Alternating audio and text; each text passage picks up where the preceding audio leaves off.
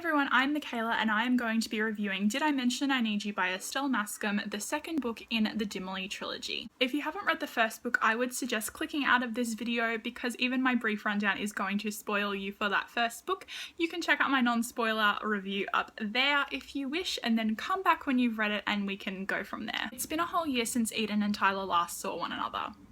Eden has just finished high school and has been in a relationship with Tyler's best friend Dean for the past 2 years, while Tyler has spent their year apart travelling schools and talking about the horrific abuse that he suffered at the hands of his father. When the book opens, Eden is leaving Santa Monica to spend the summer with Tyler in New York before they return to California together. Despite nothing romantic happening between them in the past 2 years, their feelings are definitely still there, and it's only a matter of time before things escalate to how they were before. Did I Mention I Need You is about their continued feelings for one another and the consequences of what a relationship between the two of them could mean. Yet again, Estelle Maskame has handled this subject with poise and a delicate hand. This one gets a 5 stars from me. The story is strong, the pacing is great, and that ending has me absolutely screaming for Did I Mention I Missed You, the final installment due out early 2016. I'm also going to pop the link for the Spotify playlist that Estelle Maskame created to go along with this book. So that's it for the non-spoiler section, guys. I am going to now be doing a bit of a spoiler discussion, so if you have read Did I Mention I Need You and you want to hear my thoughts on some of the things, stick around. If you're leaving, come back when you've read it, see how I feel about it, and if you like this video, please give it a big thumbs up, and if you want to see more of my face, hit the subscribe button. Thanks so much. Bye! Let's get to those spoilers. Okay, the ending. That's the first thing I want to talk about. This book really stuck with me. I read it in like 9 hours. I didn't stop. And when I finished it, I wasn't angry at Tyler, and I was thinking about it the next day and just really sort of wondering, like, why wasn't I angry? Like, they'd fought so hard for that relationship and then he just basically walked away. And then I realized that the character that I identify with the most in this series is Tyler.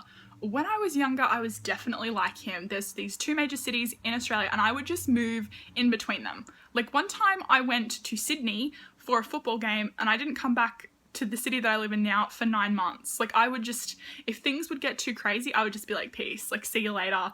I would do a Tyler. Like, I understand how Tyler needs to remove himself from the situation. He used to be quite combative before he would leave. We saw that in Did I Mention I Love You? So I thought it was really good that before everything escalated, that Tyler sort of says, I need to go, I need to get out of here, and he would just remove himself from that. When he was calm and rational, he would come back. I think that Tyler's also very terrified of becoming like his father, which was definitely proven when Eden's dad was saying he was crazy and he was just like, oh, this is the sort of guy that you want to be. When Tyler left at the end of the book, I really feel that being back in Santa Monica is probably a little bit toxic for him because everyone didn't accept that he'd changed. Like, even when Eden would call Rachel and Rachel would say, oh, you know, like, Tyler's just crazy, don't worry about Tyler, and Eden's like, well, no, like, no one's realizing that this guy is actually like a different person now. When Rachel came to New York with Dean and Tiffany, that was like the bomb that kept exploding. It was just like Tyler and Eden didn't really want to see Rachel, and then Rachel's like, oh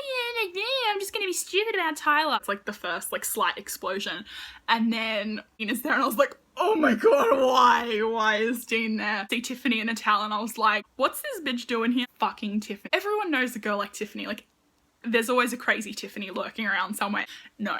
From the very get-go of this book, I have never thought of them as siblings, so it was sort of funny when Snake was like, oh wow, that's a little bit weird that you're like kissing your sister. But when I'd heard the synopsis for Did I Mention I Love You, and they'd never met, so they've never thought of each other as siblings, and I think that it's really cool that this taboo sort of relationship is being handled in such a way. But I honestly don't think that people can be like, oh, it's totally disgusting, because at first they'd known each other for 6 weeks and by then the feelings had already grown. I admire Tyler's loyalty to Eden because she is the only one who has seen past all of his bullshit to realize that he is a good guy underneath it all and that he is hiding. He's scared. Tyler's terrified. Tyler does not want to be like his father at all.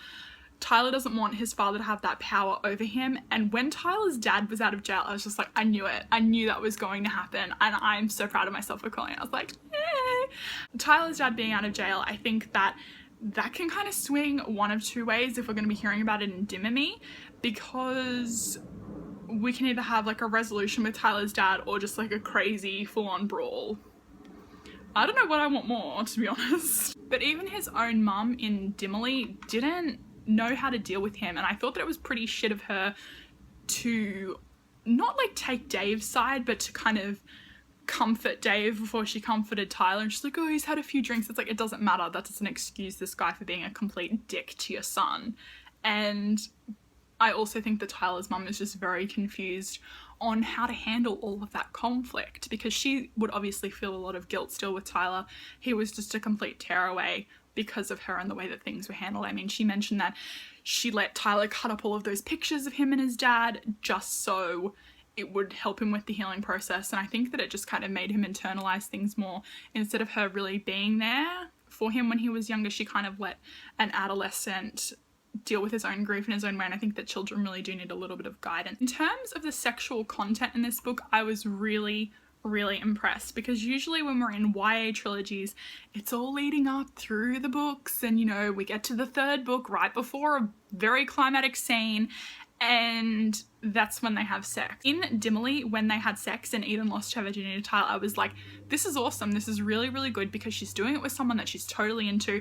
It's not like she's not under duress. It's not like, well, I better have sex with him because, you know, I'm gonna be killed or whatever. I loved that Eden is on birth control. She says to Tyler, she's like, oh no, it's cool, you know, like my mum insisted. And so she's been sexually active. She's in charge of her own sexuality. I think that's really impressive. And I think that girls should read that and go, yeah, like, you know, Eden's on the pill. Like, not to say, oh, I should definitely be having sex, because Eden is. If you are going to be having sex, if you are sexually active, you too can be in control of that. In terms of the next book, I'm almost hoping that Eden has one of those moments where she sort of reclaims herself, because in this book, she obviously was back and forth between Dean and Tyler and feeling terrible for what was happening, you know, being with Tyler and then seeing Dean breaking up, everything happening. And I think that moving to Chicago in the next book and being her own person is going to be really good for her, and I'm very excited to see how it goes. But at the end of the day, this book has absolutely destroyed me, and I don't think I'll ever be the same again. I've been recommending this to everyone. I've been telling everyone they need to pick up this trilogy